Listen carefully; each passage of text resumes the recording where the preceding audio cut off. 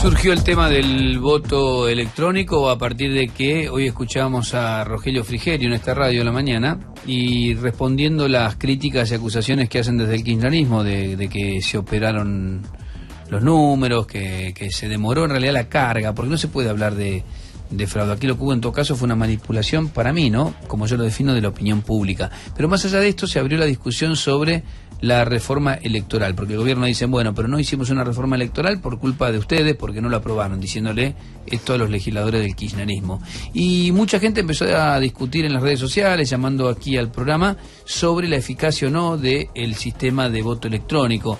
Javier Esmaldones, programador, analista de sistema, pero está totalmente en contra del voto electrónico. Y le quiero preguntar por qué. ¿Cómo estás, Javier? Reinaldo 7K te saluda en Radio con Vos. Buenas tardes. Hola, Reinaldo, buenas tardes. ¿Por qué no te convence el voto electrónico? Primero, te pido que lo expliques, ¿en qué consiste? Para que quede claro a qué nos referimos cuando hablamos de voto electrónico.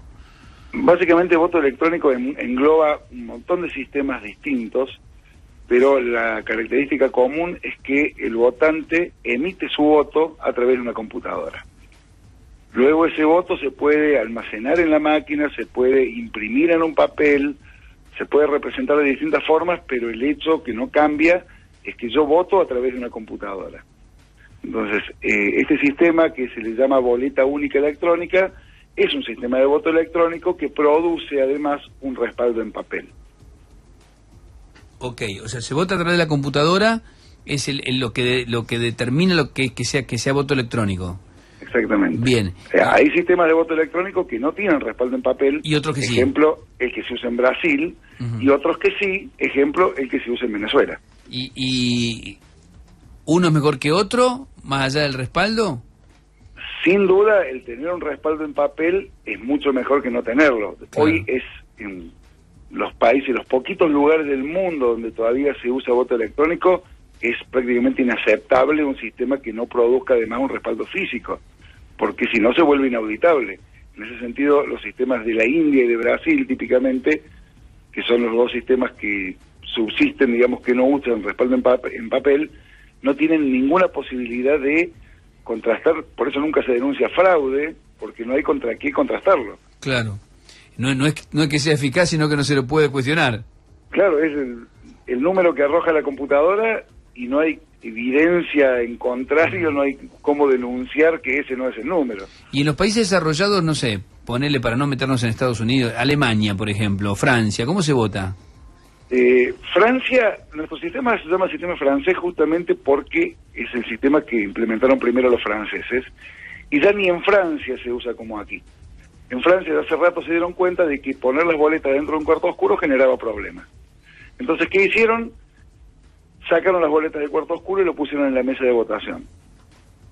¿Cómo se vota para no violar el secreto del voto? El votante está obligado a retirar al menos 2 boletas de la mesa y el sobre. Se va detrás de un box y pone la que él quiere. Pero es papel. Pero es papel.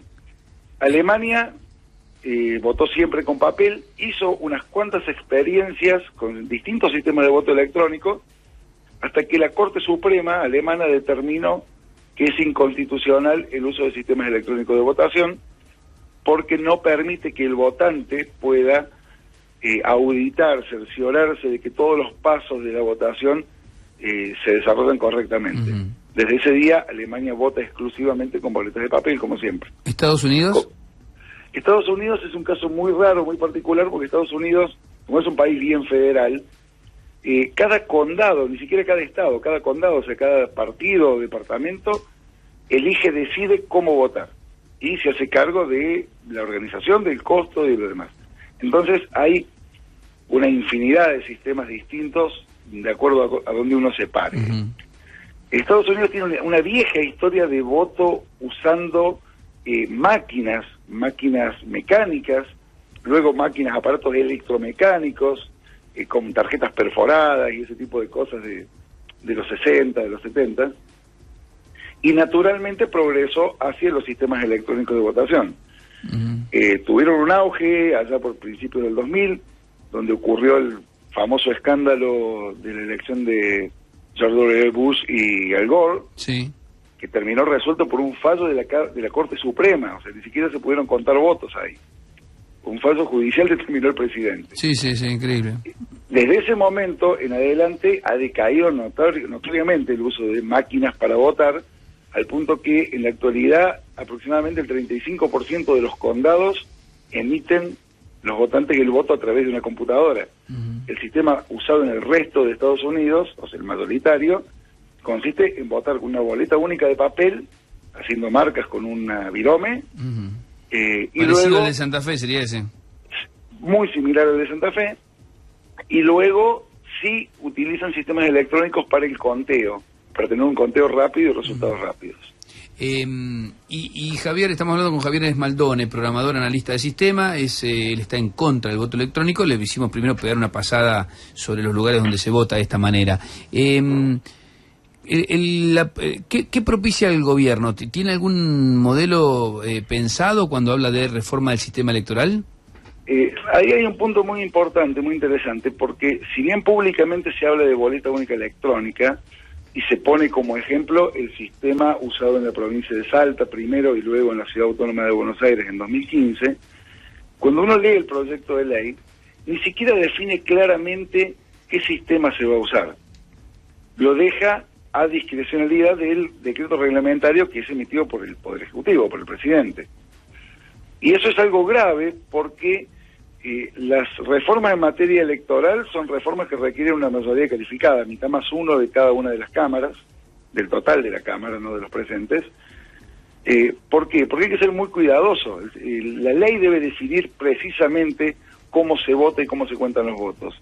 Si uno deja abierto a una implementación que va a decidir quien sea el presidente de turno, le está dando la potestad al Ejecutivo de decidir en definitiva cómo realmente se va a votar. Claro, le da un margen grande, ¿no? Ninguna duda. ¿Y te parece que hay posibilidad de llegar a algún tipo de consenso? Es muy difícil. Vos recién decías un poco con sorpresa que yo soy informático y sin embargo estoy en contra del voto electrónico. Bueno, la realidad es que el grueso de los informáticos a nivel mundial desaconseja el uso de computadoras para votar. De hecho, el año pasado, cuando el proyecto estaba en tratamiento en el Senado, hubo una declaración conjunta, que es cosa muy extraña que se pongan de acuerdo, de los departamentos de computación de 5 universidades nacionales diciendo esto es una mala idea, no hay que votar usando computadoras. Universidades como la Universidad de Buenos Aires, la Universidad Nacional de Rosario, la Universidad Nacional de Córdoba, la de Río Cuarto, mi ciudad, y la de El Comahue en Neuquén. Fundamentalmente el argumento que es hackeable, que es... El argumento es que no es seguro, es que soluciona algunos problemas a costa de crear problemas mucho más serios. Lo resumo básicamente muy simple, desde el punto de vista de la ciencia de la computación. Sí. Hoy los informáticos no sabemos ni cómo construir sistemas seguros, ni cómo demostrar que un sistema es seguro. No sabemos hacerlo, la disciplina no está tan madura como para permitir eso. Clarísimo. Entonces es muy riesgoso introducir un sistema de ese tipo en un acto tan íntimo y tan importante como es el acto de emitir el voto. ¿Por qué? Todo el mundo pone el foco en la posibilidad de fraude, de cambiar un resultado. Pero hay algo que es anterior y que es fundamental, que es la garantía del secreto del voto. Entonces la pregunta es, ¿cómo yo votante me aseguro, parado al frente de una computadora, que nadie a través de esa computadora va a poder saber cómo estoy votando? Está bien. Y esa pregunta no se puede responder. Está bueno ese punto, no lo habíamos pensado. Mira, por lo menos yo no lo había pensado.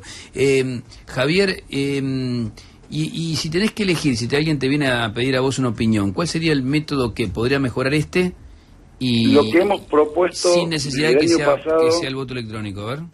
Lo que hemos propuesto del año pasado en todos los ámbitos en donde hemos sido invitados a hablar, boleta única de papel, quizá con algún sistema para hacer marcas que no sea tan fácilmente violable como una virome, quizá como se usa en Corea del Sur, por ejemplo, que se usa un sello con una tinta especial, pero boleta única de papel para votar. Luego sí, para contar los votos se puede recurrir a la informática, hay una variedad muy grande de sistemas que se pueden usar para asistir al conteo, para mejorar, y esto es fundamental y tiene que ver con el problema que ocurrió el domingo a la noche, mejorar el sistema de transmisión y sobre todo de publicación de los resultados, que los resultados puedan verse por todos nosotros los ciudadanos en el momento en que son transmitidos y no 2, 4 o 6 horas después. Incluso con errores si los hubiera, y después poder ver cómo se enmendaron esos errores, ¿sí? No estamos en contra del uso de informática en general, al contrario, la informática puede aportar mucho para transparentar esto. ¿Qué te parece que pasó el domingo, la madrugada del lunes? Lo que ha ocurrido muchas veces, al haber un ente, que en este caso encima es una empresa privada, que reúne los datos enviados desde los centros de votación, los del correo, ahí se produce una especie de cono de sombra en donde pasan horas y los votantes no podemos ver qué está pasando. Y eso despierta todo tipo de suspicacias, que pueden ser fundadas o no, pero ya el simple hecho de que haya una demora y alguien retenga esos datos y vaya decidiendo cómo lo va publicando, despierta sospechas, rumores, y pasan las cosas que están pasando ahora.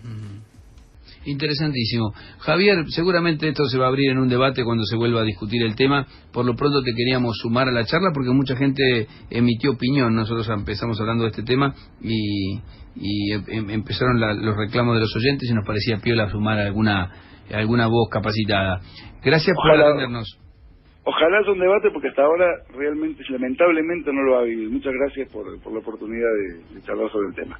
Javier Esmaldone, programador y analista de sistema, él está en contra de la posibilidad de voto electrónico. Interesante escuchar distintas opiniones sobre este tema que nos debe hacer prestar atención a todos.